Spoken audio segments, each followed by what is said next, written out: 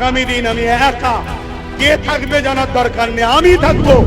আমার বাপ ভাই কারা আমার সাথে ব্রিগেডে যেতে রাজি আছেন? হাত তুলে দেখান। রাজি আছেন? রাজি আছেন? আমার টার্গেট 25 থেকে 30 লক্ষ লোকের একটা জমায়েত করব। দর্শক, আপনারা দেখছেন পাবলিক বাংলার। এই মুহূর্তের একটা গুরুত্বপূর্ণ খবর নিয়ে রয়েছে আমি।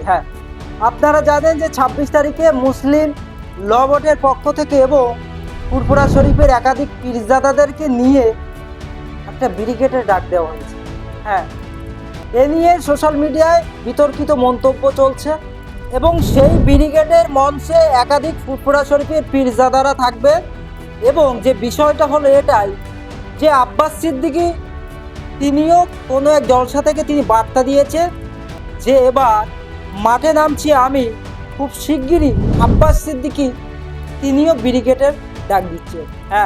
তিনি এমনটাই বার্তা দিয়েছেন যে একা হলেও তিনি ব্রিগেড সমাবেশ করবেন। এবং আপনারা জানেন যে আব্বাস সিদ্দিক ভাইজানের লক্ষ লক্ষ মানুষ, একটা ফ্যান ফলোয়ার্স রয়েছে। এবং 26 তারিখে মুসলিম ল বোর্ডের পক্ষ থেকে যে ব্রিগেডের ডাক দেওয়া হয়েছিল সেখানে আব্বাস সিদ্দিকী তিনি পরিষ্কার সাফ জানিয়ে দিয়েছেন যে 26 তারিখে ব্রিগেডে আব্বাস সিদ্দিকী থাকছে না। তার পাল্টা আবার আব্বাস সিদ্দিকী ব্রিগেডে ডাক দিচ্ছে। এই মুহূর্তে রয়েছেন আইএসএফ নেতা, তিনি এই প্রসঙ্গে কি বললেন শোনাবো। দেখেন, 26 তারিখে ব্রিগেড ডাক দিয়েছে। এই ব্রিগেড ডাকটা নিয়ে অনেক ঘোটালা চলছে। কেউ বলছে ব্রিগেড হবে, কেউ বলছে হবে না, কেউ বলছে কাগজ দেখান, কেউ বলছে পারমিশন হয়নি।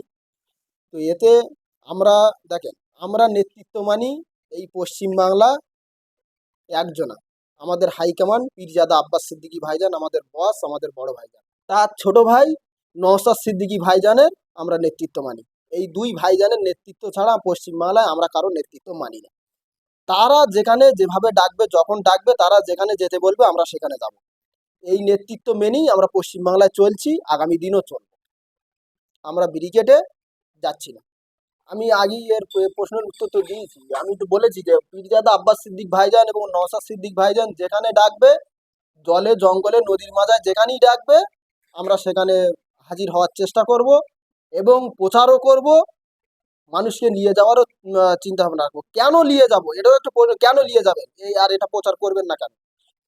দেখেন, পীরজাদা আব্বাস পীরজাদা আব্বাস সিদ্দিকী ভাইজান 10 বছর আগে থেকে বলছে যে ওয়াকাফ সম্পত্তি বাঁচাও, আমাদের ওয়াকাফ সম্পত্তি চলে যাচ্ছে, আমাদের ওয়াকাফ সম্পত্তি তোমরা বাঁচাও, ওয়াকাফ সম্পত্তি ধরো। অনেক মাওলানা মলি সাহেব, টুপি মাথা দেওয়া দাড়িওয়ালা, অনেক মসজিদের ইমাম সাহেব শুক্রবারে মসজিদে খোতবা দিয়েছে আব্বাস সিদ্দিকের বিরুদ্ধে। আজকে তারা সেই সব বড় বড় সংগঠন যারা বলে আমরা অমুক, আমরা তমুক, আমরা এই, আমাদের এই সংগঠন, আমাদের এত লোক আছে, আমাদের এত লোক আছে, তারা আজকে কি করে একটু দেখি না? আমাদের ভাইজান একটু দেখুক।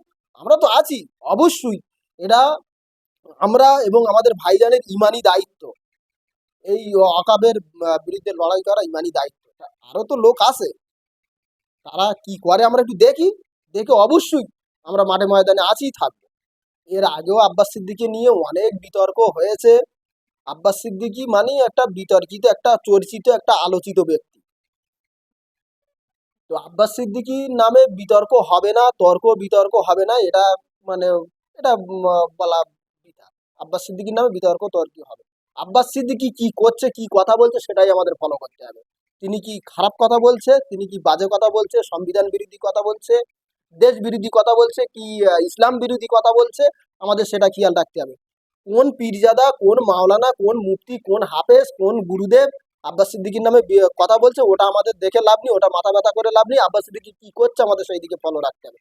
যদি আব্বাস সিদ্দিকী দেশ বিরোধী, সমাজ বিরোধী, আইন বিরোধী, ইসলাম বিরোধী কথা বলে, আমরা তার সঙ্গে থাকবো না।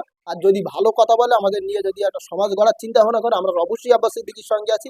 যারা বলছে, তারা আগেও বলেছে, এখনো বলছে, তাদের কিছু করার ক্ষমতা নেই, মানুষের হয়ে কোনো কাজ করার ক্ষমতা নেই। শুধু আব্বাস সিদ্দিকীর বিরুদ্ধে কাঠি করো, আব্বাস সিদ্দিকীর বিরুদ্ধে লাগো, এটাই তাদের কাজ। এটা তারা করছে, করবে। যারা ব্রিগেডটা ডাকলো, তারা ওনাকে পারমিশনটা দেখাবে, কি পারমিশন আছে না আছে, তেনাকে নেবে কি না নেবে সে তারাই জানে। এই বিষয়ে কি বলবো বলো দিন, বেশি কথা। একটা খুব সুন্দর প্রশ্ন আপনি করেছেন। এই যে কেস, এরা শুধু ভাওতাবাজিতে শুধু লোক জড়ো করে আমার পেছনে এত লোক আছে 26-এ টিকিটটা যেন আমার কনফার্ম হয়, এই লোককে এরা এগিয়ে যাচ্ছে। কিছু লোক দেখিয়ে গোপনে এসি ঘরের ভিতরে মালকড়ি দাও, আমার সাথে এত লোক আছে, এই প্ল্যানে এরা ঘুরপাক খাচ্ছে। কে প্রকৃতভাবে লড়াই করছে সেটাই আমাদের দেখার বিষয়। এখানে নওশাদ সিদ্দিকী যাচ্ছে সুপ্রিম কোর্টে কেস করতে, তার শুনানি আছে 16 তারিখে, সেখানে সুপ্রিম কোর্টে মুখ করতে। আর বাংলার মুখ্যমন্ত্রী ইমামদের সাধুদের নিয়ে নেতাজি স্টেডিয়ামে সেখানে সেটিং করছে। তোমরা আমার হয়ে কথা বলো, আমি দেখো সম্প্রীতি দেখাচ্ছি। তুমি কেসটা করো না, তুমি তো বলছো আমি মুসলমানদের সঙ্গে, যে কেসটা করো সুপ্রিম কোর্টে গিয়ে। তুমি একটা রাজ্যের দায়িত্ব আছো, আমাদের মুখ্যমন্ত্রী, আমাদের অভিভাবক, তুমি কেসটা করো। কেসটা করে তারপরে বলো যে আমি তোমাদের সঙ্গে আছি, কেস আমি করেছি, চলো আন্দোলনে যেতে হবে। আমরা অবশ্যই আপনার সঙ্গে আছি, আমরা অবশ্যই আপনাদের সঙ্গে যাব, কেন থাকবো না। আপনি কেস করবেন না, আর জনগণের কাছে এসে, মানুষের কাছে এসে পাগলামু কথাবার্তারা, শুধু ভাঁওতা দেওয়া কথাবার্তারা, মিথ্যা কথাবার্তারা, আমি এই ওয়াকাফ বিল বাতিল এখানে আমি করতে দেবো না, লাগু হতে দেবো না, সেটা একটা আইন হয়ে গেছে। আমি মুখের কথা বললে হয়ে যাবে? আইন যেটা হয়ে গেছে সেটা আইনের মাধ্যমে আমাদের দেশে সর্বোচ্চ আদালত সুপ্রিম কোর্ট